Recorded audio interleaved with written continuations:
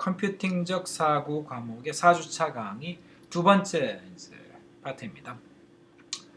이 4주차 강의에서는 이제 컴퓨터가 어떻게 만들어지는지에 대해서 이제 공부하는 이제 시간이 됩니다. 그래서 첫 번째 파트의 동영상에서는 이제 그 CPU, 그러니까 제어 장치, 그 다음에 이제 처리 장치가 이제 어떻게 만들어지는 건가에 대해서는 이제 굉장히 개념적 그런 관점에서 이제 살펴를 보았고, 이번 두 번째 파트에서는 이제 주기억 장치, 기억 장치가 이제 어떻게 만들어지고 어떻게 사용되는가에 대해서 이제 살펴보도록 하겠습니다. 저장 장치도 마찬가지로 이제 여러분들이 이제 2학년의 컴퓨터 구조 시간에 가면 이제 굉장히 상세하게 배우게 됩니다. 그러니까 하드웨어적 관점에 관한 사항들은 이제 컴퓨터 구조 시간에 가면 매우 상세하게 공부를 합니다. 그래서 여기서 이제 다루지 않거나 여기서 설명이 이제 부족하다고 생각하고 좀 더 알고 싶은 부분들은 이제 컴퓨터 구조 과목을 들으면 이제 됩니다. 그리고 교재에서는 이 저장 장치에 관련된 내용이 교재 챕터 1 데이터의 저장이라는 이제 그 어떤 챕터에서 이제 다루어지게 됩니다. 여러분들이 이제 그 챕터 1을 이제 읽어보시면 됩니다. 자, 저장 장치라는 게 무엇인가? 컴퓨터에서는 크게 이제 두 가지 저장 장치가 존재합니다. 그래서 우선 주기억 장치라고 해서 이제 메인 메모리, RAM이라고도 하죠. 랜덤 액세스 메모리라는 것이 있고요. 그 다음에 이제 하드 디스크라는 게 있죠. 우리가 흔히 얘기하는 이제 그 보조 기억 장치라고 하죠. 그래서 주기억 장치인 경우는 이렇게 전원이 들어와 있을 동안만 이제 실제 데이터를 저장할 수 있고, 전원이 이제 없어지게 되면, 그러니까 결국은 컴퓨터를 끄게 되면 거기 저장되어 있는 데이터는 다 사라지게 되죠. 그래서 이제 보통 영구적으로 보관해야 되는 데이터는 이제 보조 기억 장치, 하드 디스크. 요새는 이제 SSD도 많이 사용하죠. 거기에 저장했다가 컴퓨터를 켜게 되면 이제 하드 디스크로부터 어떤 데이터를 주기억 장치로 이제 읽어들여서 이제 작업을 처리하게 됩니다. 이게 이제 저장 장치 개념인데, 이 컴퓨팅적 과목에서는 주기억 장치, 하드웨어 기억 장치를 다 설명하지 않습니다. 왜냐하면 이게 물리적으로 하드웨어를 만드는 어떤 입장에서는 이 두 장치의 차이가 중요하지만, 논리적 입장에서는 이제 사실은 어떤 개념적 입장에서는 크게 차이가 없는 거거든요. 그러니까 데이터 위치의 이동 이런 측면이 있어서 이 수업 시간에는 이제 저희는 이제 그 주기억 장치의 관점에서만 이제 살펴보도록 하겠습니다. 자, 이 저장 장치라는 것 관점에서 이제 컴퓨터를 만든다라고 했을 때 이제 첫 번째 이제 굉장히 중요한 질문이 등장하죠. 이거는 이제 명령어에 대한 설명할 때도 동일하게 나왔던 얘기지만, 이 인간의 세상에서는 수많은 종류의 데이터가 있습니다. 뭐 문서들도 있죠. 그 다음에 사진들도 있죠. 동영상도 있죠. 그리고 프로그램 코드도 있겠죠. 그리고 책들도 있죠.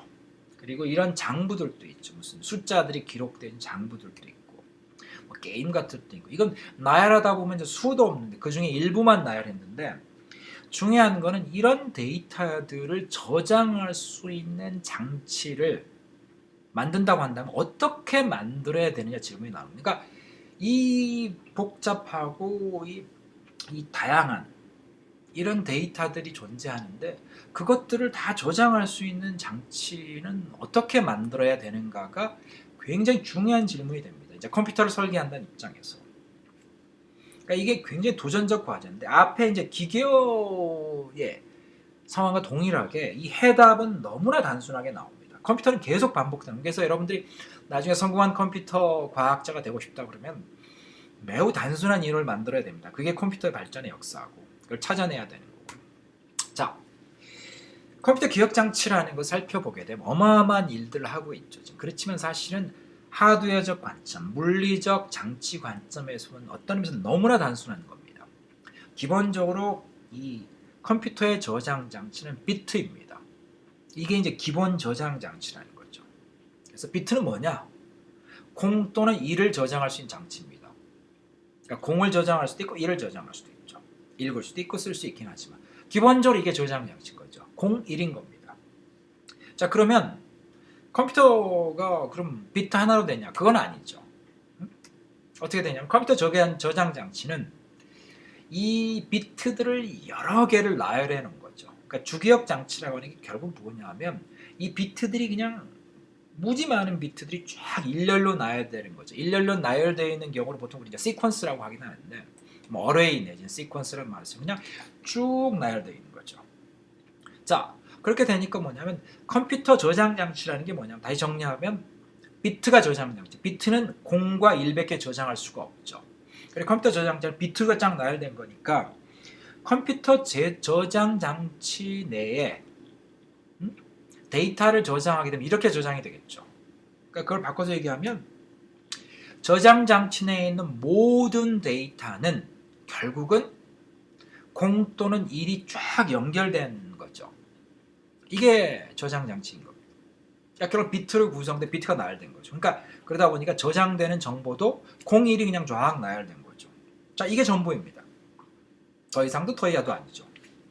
자, 여기서 그러면 이제 굉장히 중요한 질문이 등장하는 게 이 0, 1로 쫙 나열된 이 저장 장치 그리고 데이터가 다 0, 1로 나열된 건데 이런 형태를 가지고 어떻게 이 세상에서 존재하는 그 수많은 데이터를 처리할 수 있는가? 이게 질문으로 등장하는 거죠. 자, 하나 예를 들자면 뭐 4GB 정도의 이제 그 메모리 카드가 있다. 그럼 그게 이제 이런 거거든요.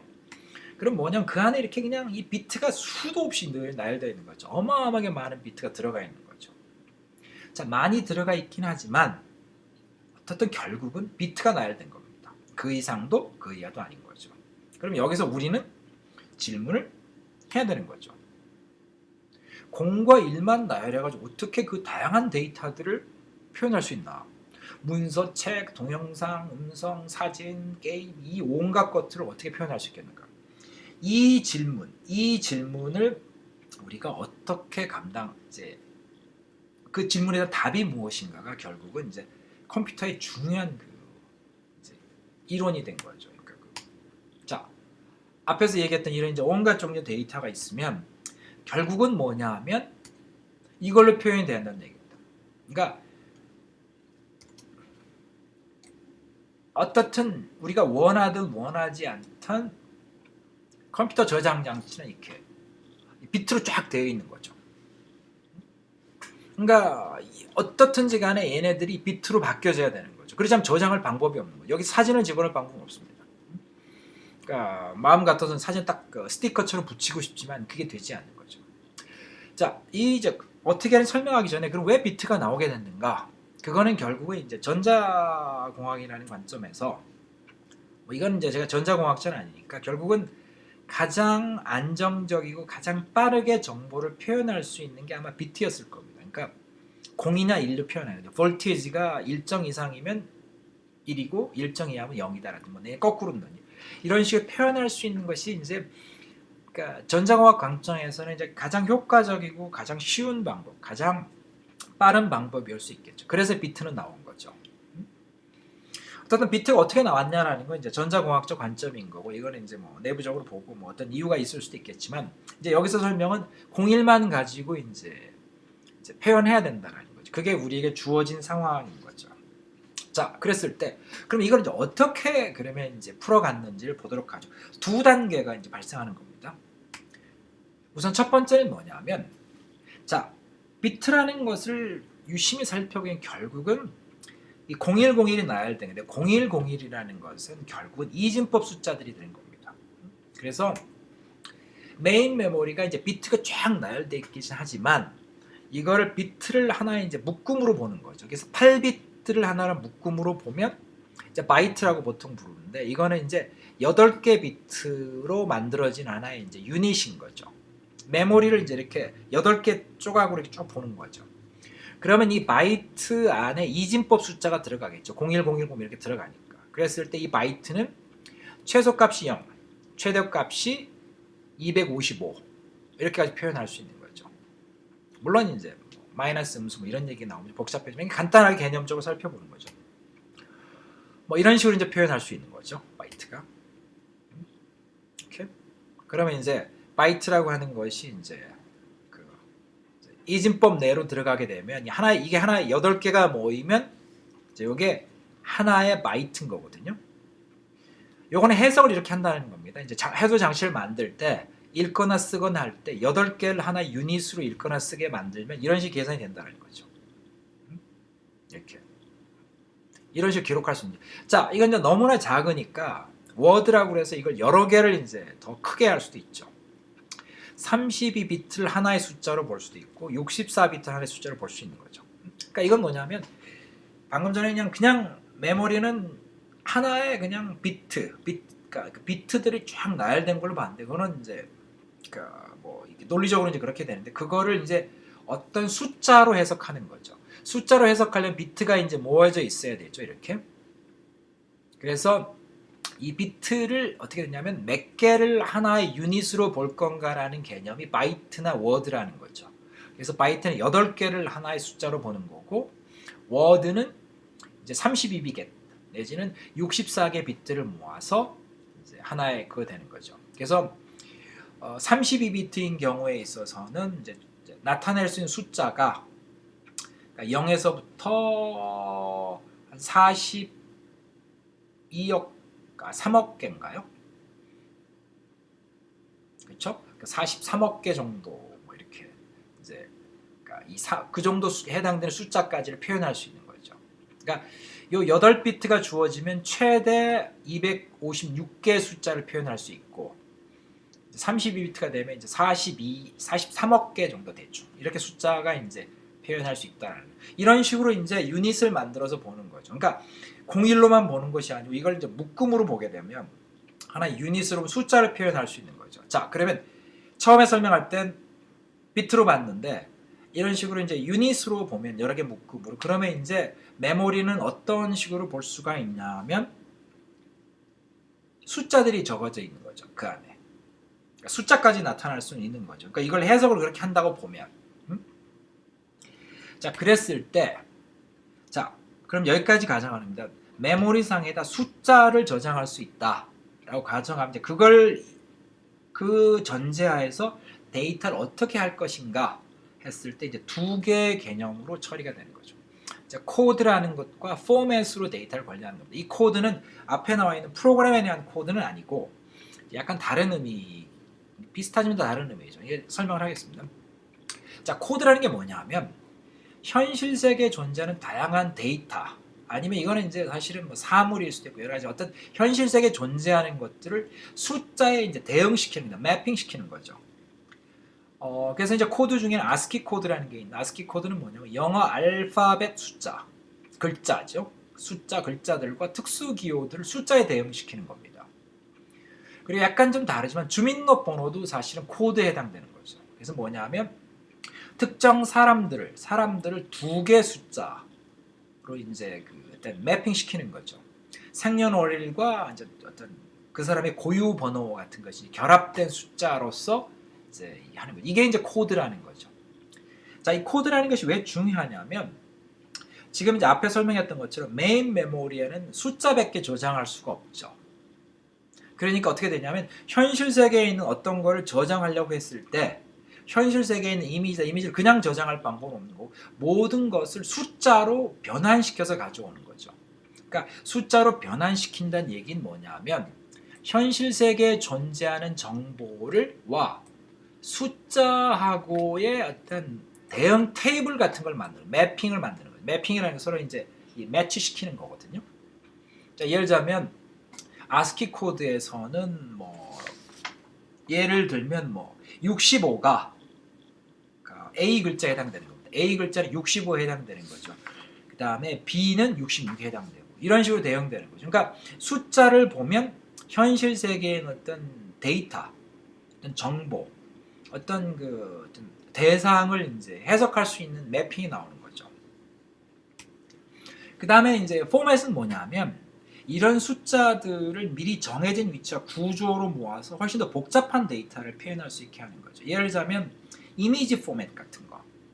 이것들은 이제 하나의 정보는 아니고 이미는 굉장히 복잡하니까 이제 이것들 표현하는 방법. 그다음 문서 파일 포맷 같은 것도 있죠. MS 워드, PDF 이런 것들이 이제 그런 이 앞에 나와 있는 코드만 가지고는 안 되죠. 이제 그런 코드를 써서 이제 포맷을 만드는 거죠. 뒤에 이제 간단한 예를 보도록 하죠. 자, 그럼 코드 테이블이 뭐냐? 코드가 뭐냐 하면 이런 겁니다. 그러니까 다시 엄격하게 얘기하면 현실 세계에 있는 사람, 뭐 사물, 지식, 데이터 뭐 등등을 숫자로 표현하는 거죠. 그러니까 그 이유는 앞에서 얘기한 것처럼 컴퓨터 저장 장치가 숫자만 저장할 수밖에 없거든요. 그러니까 결국은 숫자로 표현해야 되는 거죠. 그래서 이게 이런 테이블을 만들어서 이제 그걸 바꾸는 거죠. 따라서 이제 이거는 중요한 게 뭐냐면 아까 얘기했던 것처럼 65가 알파벳 캐릭터 A다라는 것을 나만 정의해놓고 나 혼자 쓰면 다른 사람이 알아볼 방법이 없죠. 그래서 컴퓨터 분야에서 이런 모든 코드들은 코드 테이블이라는 것들은 세계적으로 표준화가 다 되어 있습니다. 표준화 안 되어 있는 코드는 아무런 의미가 없는 거죠. 그러니까 한번 표준화되면 전 세계에 있는 모든 컴퓨터 시스템이 그 코드를 사용하는 거죠. 그러니까 65는 A다, 66은 B다라는 것이 한번 정의가 되면 그게 ASCII 코드로 정의된 거죠. 전 세계에 있는 모든 컴퓨터에서 코드는 그렇게 해석되는 거죠.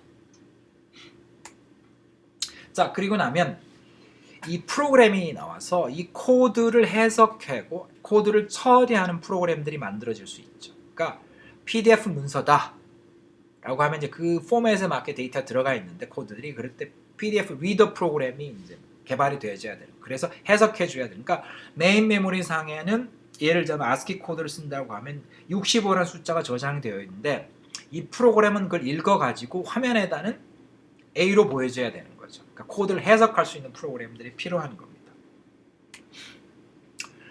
ASCII라고 하는 이제 그 코드를 설명하면 이제 간단히 설명 이렇게 되어 있습니다. 그래서 좌측에 나와 있는 게 코드 테이블입니다.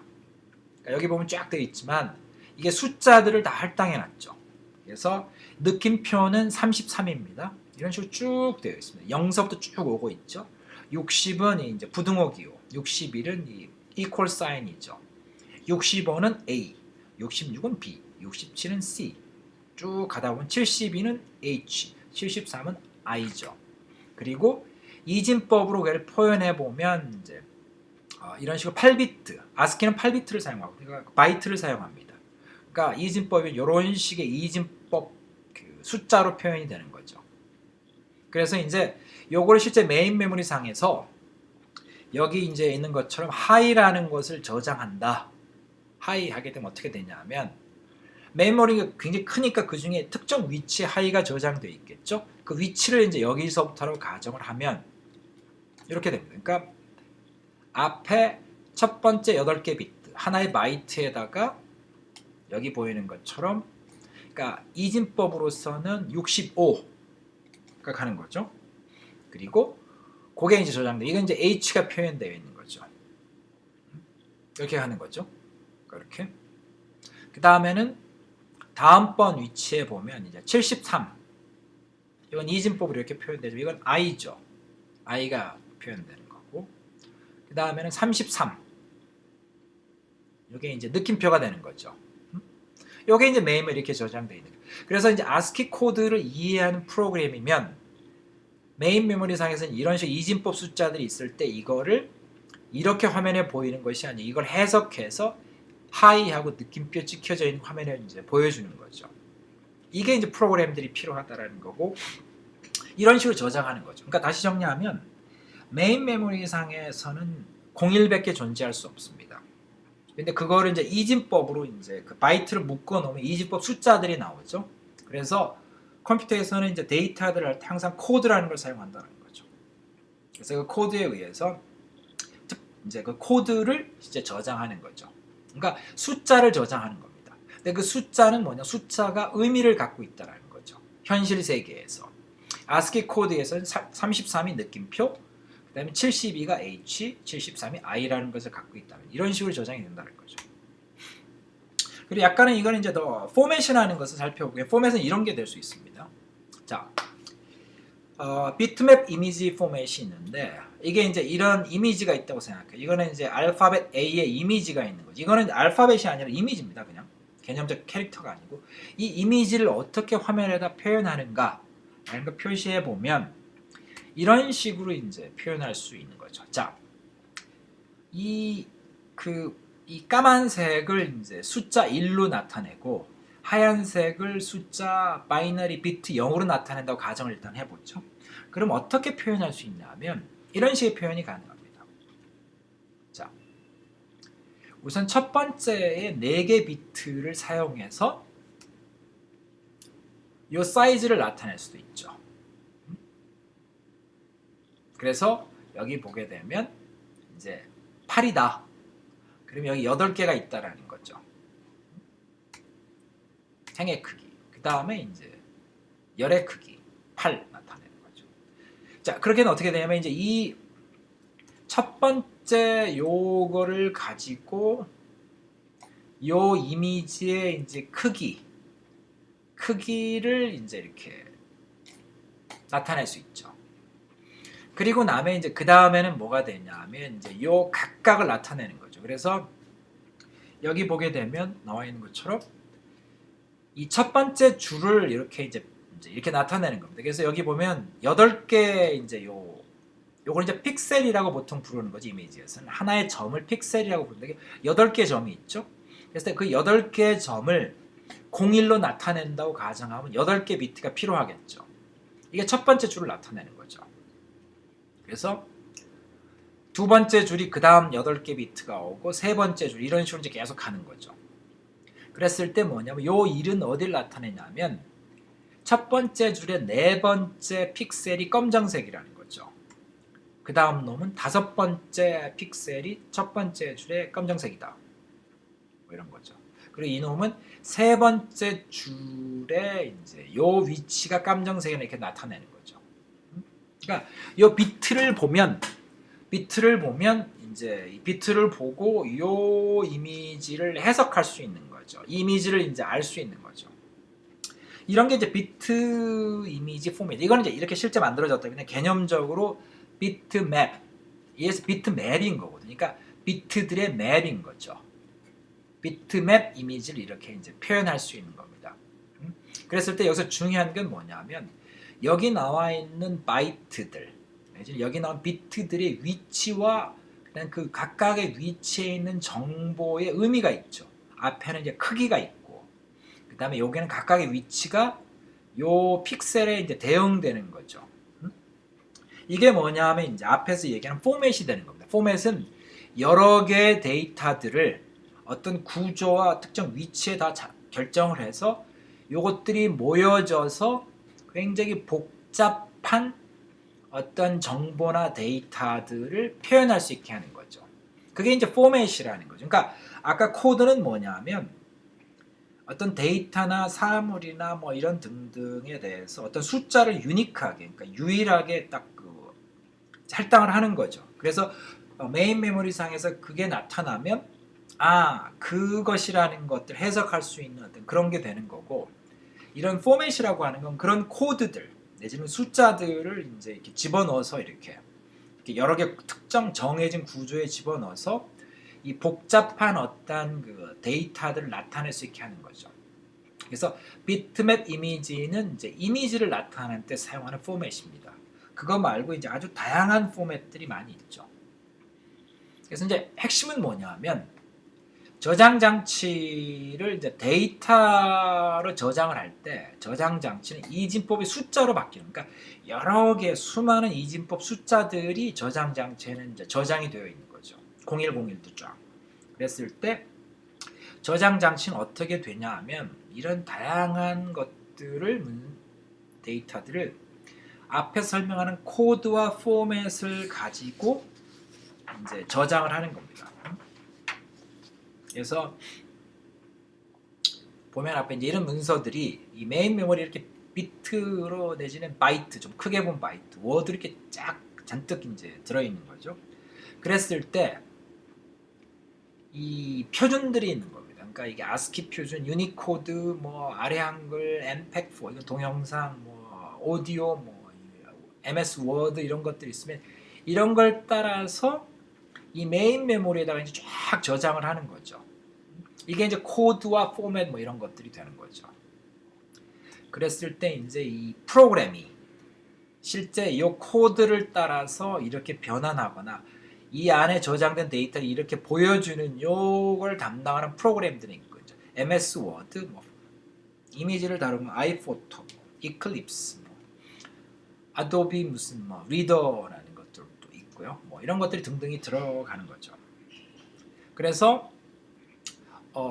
이제 이 과정을 요런 그러니까 현실 세계에 존재하는 어떤 데이터들, 정보들을 메인 메모리로 이제 바꾸는 요 과정. 그러니까 바꿀 때는 이 코드들을 사용하겠죠. 포맷과. 그걸 인코딩이라고 이제 흔히 얘기하는 겁니다. 그게 이제 현실적으로 일어나는 거죠. 자, 앞에서 이제 첫 번째 4주차 첫 번째 강의에 얘기했던 것처럼 이제 거기를 이제 처리 장치, 제어 장치, CPU에 대해서 이제 얘기했어요. 그때도 얘기했던 게 매우 단순한 기계어를 가지고 인간의 그 온갖 그 다양한 지적 작업을 정의할 수 있다고 얘기했죠. 그러니까 단순함으로 그 복잡한 걸 해결해낸 거죠. 저장 장치도 동일합니다. 저장 장치는 비트의 세상이죠.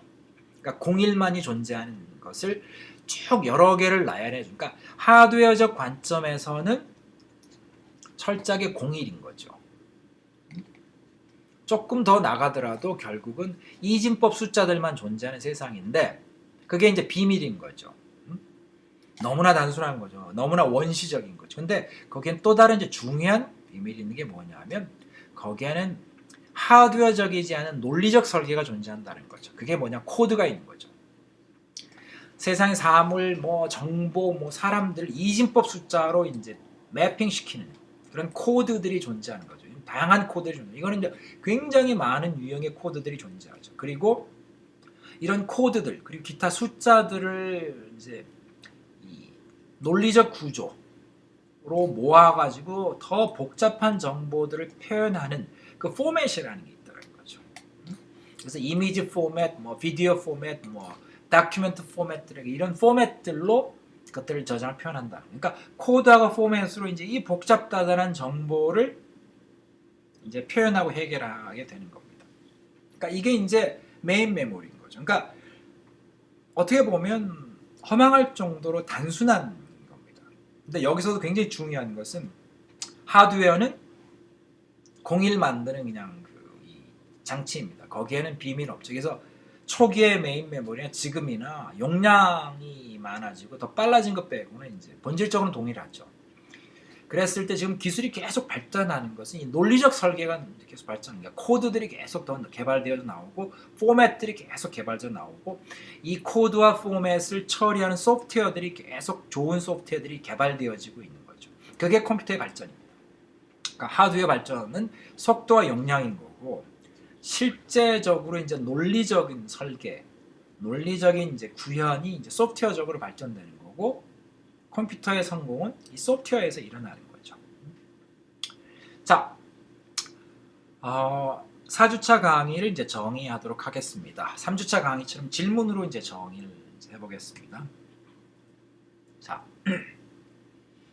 앞에서 얘기했는데 결국은 이제 우리가 그 첫 번째 강의에서 4주차 첫 번째 강의에서 이제 CPU에 대해서 설명을 했는데 자, 여기서 우리는 한번 생각을 해봐야 됩니다.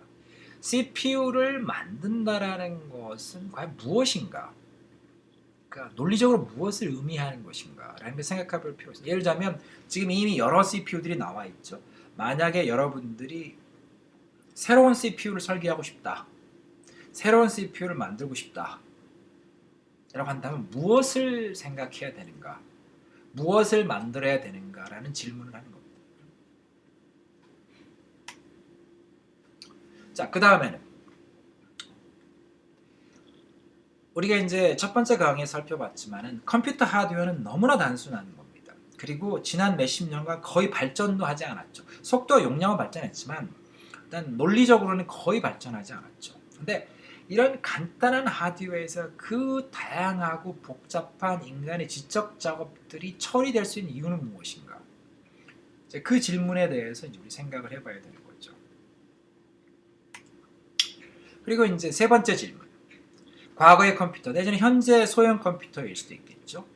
와 현재 슈퍼컴퓨터, 무지 빠르고 가장 진화했다는, 가장 발전했다는 컴퓨터하고 구조적 관점에서 별 차이가 없는 이유는 무엇인가? 왜 그런가에 대해서 한번 생각해 봐야 되는 거죠. 자, 두 번째 시간에 설명했던 내용이긴 하지만 공일만으로 구성된 기억 장치에 온갖 종류의 데이터, 정보들이 저장될 수 있는 방법은 무엇인가? 어떻게 그것이 가능한가에 대해서 우리는 생각해 봐야 됩니다. 자, 더 나아가서 이제 그러면 이제 코드라는 건 무엇인가? 코드는 그럼 어떻게 만드는가? 그러니까 여러분들이 예를 들자면 무슨 분야에 들어가서 컴퓨터 소프트웨어를 개발한다. 그러면 실제 여러분들이 코드를 이제 만들어야 될 필요성이 있을 상황이 발생합니다. 그러면 이제 그때 코드는 어떻게 만드는가? 자, 더 나아가서 그러면 이제 우리가 컴퓨터 계속 발전하고 있는데 인간 세상에 있는 인간 작업들을 계속 컴퓨터화해 간다면 도대체 얼마나 많은 코드와 포맷들이 필요할까? 또 한번 생각해 볼 만한 질문입니다. 그리고 또 하나는 이제 코드와 포맷이 왜 표준화가 필요한가? 왜 그것을 위해서 이제 많은 노력을 들인가? 코드 표준화를 위해서는 이게 굉장히 몇 년에 걸쳐서 수많은 전문가들이 모여가지고 머리를 맞대고 진짜 많은 고민을 해서 이제 코드와 포맷을 표준화합니다. 10년이 걸릴 때도 있고 더 오래 걸리면서 계속 이제 만들어 가고 있죠. 그랬을 때 왜 코드 표준화가 필요한가? 라는 질문을 이제 하게 되는 겁니다. 그리고 마지막은 여러분들이 만약에 여러분들이 원하는 새로운 컴퓨터, 예를 들자면 지금 구글이 무인 자동차를 만들고 있죠. 여러분들이 그 동일하게 완전히 컴퓨터가 지금까지 존재하지 않았던 새로운 영역에 들어가서 거기에 최적화된 컴퓨터를 만들겠다라고 한다면 과연 무엇을 만들어야 되는가? 무엇이 새로 만들 필요가 있는가에 대해서 이제 질문이 발생합니다. 자, 4주차 강의를 정리하면서 이런 질문들에 대해서 진지하게 생각해 보길 바랍니다. 질문은 굉장히 중요한 겁니다. 다시 강조합니다. 구글이 무인 자동차를 성공하고 이 아마존이 드론을 가지고 이제 택배를 하려고 한다라는 거, 내지는 이 구글이 알파고와 같은 프로그램 만드는 것은 이미 정의되어져 있던 개념, 정의되어 있는 기술을 얼마나 잘 이해하고 그거를 효율적으로 하느냐에서 나온 게 아닙니다. 드론 택배, 무인 자동차, 알파고들은 다 뭐에 출발하냐면 기존에 존재하는 컴퓨터가 하지 못하는 게 무엇인가, 한계가 무엇인가를 계속 질문했기 때문에 나오는 겁니다.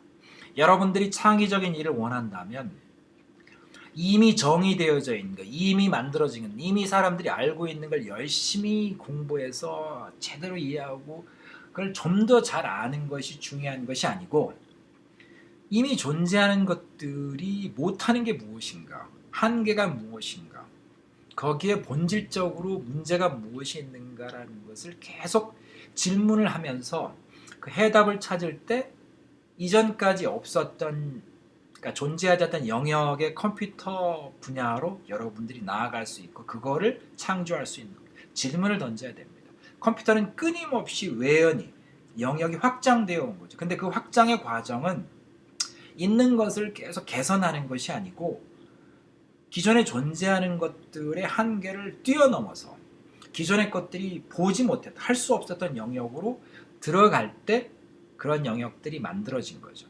대한민국이 미국과 유럽, 이 서구의 컴퓨터 분야의 선진국들을 따라가려고 하면 그 사고를 해야 됩니다. 대한민국이 지금 힘들어하는 이유는 지난 20년 동안 초고속 통신망, 이거는 속도입니다. 용량입니다. 초당 메가 내지 기가, 이거를 전송할 수 있다, 데이터를 이렇게 보낼 수 있다, 거기에 우리는 집착했죠. 근데 지금 3주차, 4주차 강의 내지 1주차부터 끊임없이 강조하는 것은 용량과 속도는 컴퓨터의 본질은 아닙니다. 그것은 컴퓨터가 좀 더 빠르게, 좀 더 많은 일을 할 수 있는 조건은 될 수 있습니다. 컴퓨터가 새로운 일을 하는 거하고는 다른 얘기가 됩니다. 대한민국이 다음 단계 컴퓨터 분야의 도약을 위해서는 용량과 속도에 대한 집착에서 벗어나야 되는 거죠. 스마트폰을 만드는데 해상도가 더 좋고 더 많은 데이터를 저장할 수 있고 더 빠르다라는 거 갖고 경쟁했을 때 완전히 새로운 개념의 그 핸드폰을 만든 애플에게 다 패배한 겁니다. 속도는 대한민국이 더 빠르게 만들 수 있습니다. 그렇지만 그거는 우리를 승리하게 만들지 않는다라는 것이 지금의 이 IT 분야의 현실입니다. 그래서 여러분들이 질문을 계속해야 됩니다. 기존에 이미 나와 있는 정보들을 그냥 외우고 그냥 이해하고 그냥 따라가는 걸로는 여러분들은 끊임없는 후발주자 내지는 이 굉장히 소모적이고 반복적인 노동을 하는 기술자의 그 자리를 벗어날 수 없는 거죠. 네, 질문하시기 바랍니다. 자, 4주차 강의는 여기서 마무리하겠습니다.